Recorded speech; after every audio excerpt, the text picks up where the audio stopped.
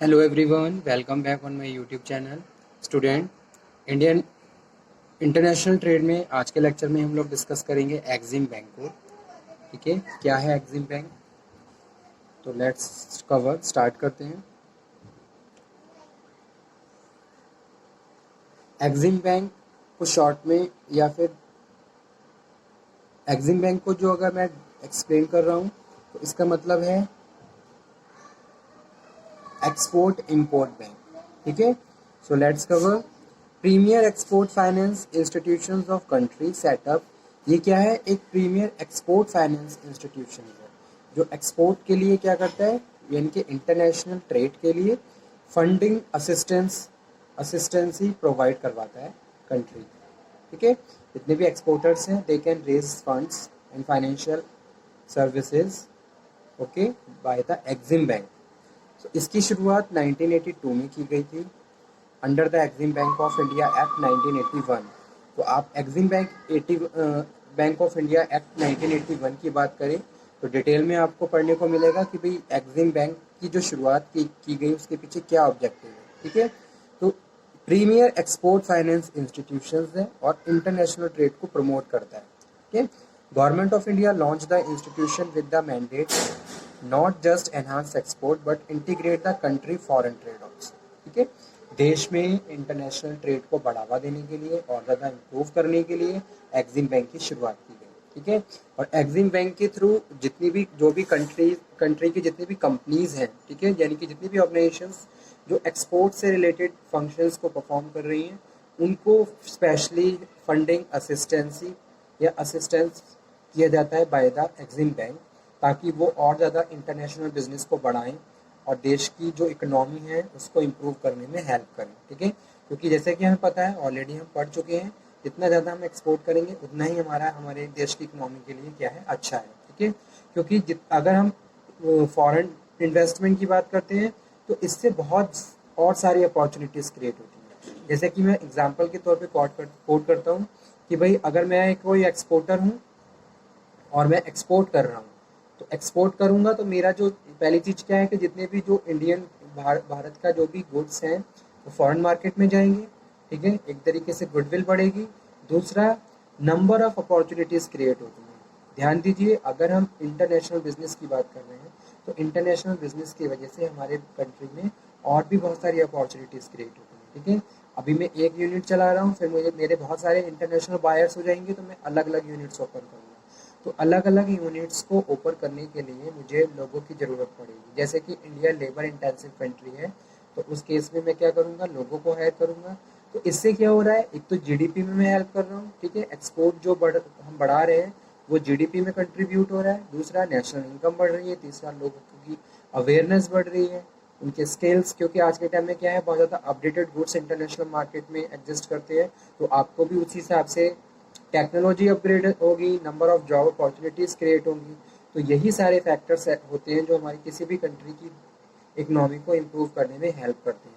तो इसीलिए यहाँ पे मैं बात कर रहा हूँ integrate the country foreign trade and investments with the overall economic growth. Okay, initiatives, Exim Bank of India prime movers in encouraging project export from India. ठीक है, bank extend line of the credit to overseas financial institutions, foreign government and their agencies, enabling them to finance import of goods and services.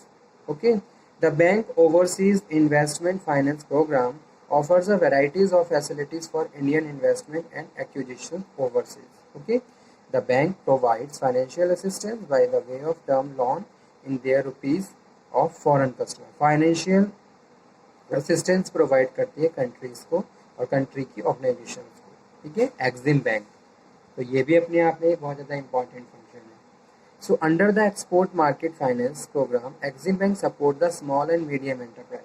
अगर मैं India की बात करूँ और एक Indian economy की बात करूँ तो जो स्मॉल एंड मीडियम एंटरप्राइज है उन्होंने अपना एक मेजर रोल प्ले किया है इंडिया की इकोनॉमी को बढ़ाने में। ठीक है, तो एक्सिम बैंक भी उनके सपोर्ट में काम कर रहा है। Export marketing efforts, bank has launch rural initiative programmes with the objectives क्योंकि इंडिया क्या है, रूरल एरियाज वाइज भी देखा जाए तो मेजर जो पोर्शन है लोगों का, पॉपुलेशंस का, वो रूरल एरिया से आता है। तो ऐसे में bank has launch the rural initiative programs, लोगों को अवेयर करने के लिए बहुत सारे प्रोग्राम्स कंडक्ट किए गए in order to assist small and medium enterprise. Exim Bank supplement its financing program with a wide range of value-added information, advisory and supports. ठीक है, तो इस तरीके से एक्जिम बैंक क्या कर रहा है, supplement its financing program with a wide range of value added information, advisory and supports. तो इवॉल्विंग विजन क्या थे वर्ल्ड एक्जिम बैंक के, प्रोडक्ट सेंट्रिक अप्रोच और कस्टमर सेंट्रिक अप्रोच। तो प्रोडक्ट सेंट्रिक अप्रोच से ये जो फोकस किया गया वो कस्टमर सेंट्रिक अप्रोच, यानी कि कस्टमर ओरिएंटेड पे ध्यान दिया गया। ठीक है, एक्सपोर्ट क्रेडिट 1982 से 1985, एक्सपोर्ट कैपेबिलिटी क्रिएशन 1986 से 1994, comprehensive range of product and services, all stages of business cycles, Exim today, leadership and expertise in India export finance to develop commercial enable viable relationship with the target set of the externally oriented companies by offering them a comprehensive product and services aimed enhancing their efforts। ठीक है, तो ये सारे importants points हैं Exim bank से related. Operations of Exim bank, the operations of Exim bank are grouped export credit और export capability creation और export services. Bank provide export of Indian machineries, manufactured goods, consultancy and the technology services on deferred payment terms. Line of credit, buyers credits are extended to oversee the entities, government, central bank, commercial bank, development, finance, regional development bank for financing of export of goods and services from India, project finance, trade finance। ठीक है, export capability creation, export product development, export market finance, export oriented units, project finance, working capital, product equipment finance, overseas investment finance. ठीक है, उसके बाद जो third one है वो है export capability creation. So bank provide a range of information and the advisory services to the Indian companies to supplement their efforts aimed at globalisation of Indian business. ठीक है, role of Exim bank in India, the export import bank of India was set up by the government of India in 1982 as a public sector financial institutions under as act passed in the parliament for the purpose of financing, facilitating and the promoting foreign trade of India. The board of directors manages the Exim Bank with the representations from government, financial institutions, bank and business community. Functions of Exim Bank: lending programs to the Indian exporters, supplement supplier credits, finance for consultancy, technology services, pre-shipment credit, finance for the deemed exports, finance for the EOU, software training institute, export marketing finance, export product development finance, services offered to the Indian exporters, underwriting, business advisory, technology assurance for facilitating or guarantee facility। ठीक है, for the commercial bank, refinance of export credit, bank import finance. Other activities, bank helps to Indian companies to global by setting up subsidies and joint venture abroad. It provides information about the potential project to the exporters. Cluster of excellence program.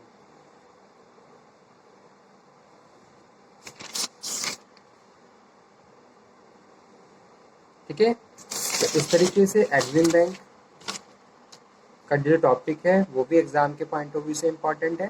ठीक है, Exim bank export import bank. Export मतलब goods को खरीदना, goods को produce करना और produce करने के बाद across the boundaries of country की बाउंड्रीज के बियॉन्ड जाके, बाहर जाके उसको बेचना इंटरनेशनल ट्रेड या फॉरेन ट्रेड कहलाता है। ठीक है, या इसको इंटरनेशनल बिजनेस भी कहते हैं।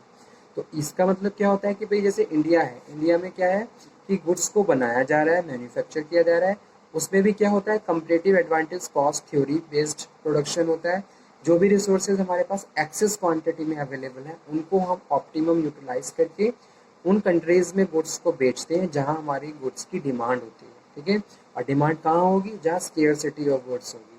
अब हर कंट्री अपने आप में रिच नहीं है और हर कंट्री के पास हर रिसोर्सेज रिच क्वांटिटी में नहीं है, लेकिन मार्केट की डिमांड को सेटिस्फाई करने के लिए हमें क्या करना पड़ता है, इस तरीके के जो गुड्स जिनकी स्केर्सिटी है, शॉर्टेज है, उनको दूसरी कंट्री से मंगवाना पड़ता है, ठीक है। तो यही एक्सपोर्ट कहलाता है। गुड्स को बनाना और बना के दूसरी कंट्रीज में बेचना एक्सपोर्ट कहलाता है। इम्पोर्ट्स का क्या मतलब होता है, इम्पोर्ट्स का मतलब होता है कि भाई जो भी चीज़ें हमारे यहाँ स्केयर है उसको दूसरी कंट्री से मंगवाना, वो क्या है, इम्पोर्ट है। आप क्या कर रहे हो, इम्पोर्ट करते हो बहुत सारी चीज़ों को जो इंडिया में नहीं है, ठीक है, या फिर हैं लेकिन डिमांड के हिसाब से प्रॉपर सप्लाई नहीं है। In that case also you have to import that type of goods and services, okay, ठीक है। तो मार्केट की डिमांड को सेटिस्फाई करने के लिए आप इस तरीके से गुड्स को इम्पोर्ट भी करते हो ताकि आप मार्केट को बैलेंस कर सको। और हमेशा एक चीज़ ये ध्यान में रखी जाती है स्टूडेंट कि भाई जब भी हम एक्सपोर्ट इंपोर्ट की बात करते हैं और किसी भी कंट्री की इकोनॉमी की बात करते हैं तो इकोनॉमी तभी स्ट्रांग होगी, स्ट्रेंथन होगी जब आपका एक्सपोर्ट ज़्यादा होगा। किसी भी केस में आपका इम्पोर्ट ज़्यादा नहीं होना चाहिए, क्योंकि जब भी हम इम्पोर्ट करते हैं तो बहुत सारे टैरिफ्स लगे होते हैं in the form of taxes, ठीक है। उन टैरिफ्स को हमें पे करना पड़ता है, तो उसका एक नेगेटिव या एडवर्स इफेक्ट कंज्यूमर पे, अल्टीमेट कंज्यूमर पे ही पड़ता है और इससे क्या है, पर यूनिट कॉस्ट बढ़ जाती है। तो एक इस तरीके से इसका इफेक्ट हमारे मार्केट पे, हमारे इनकम पे ही पड़ता है, लोगों की इनकम पे।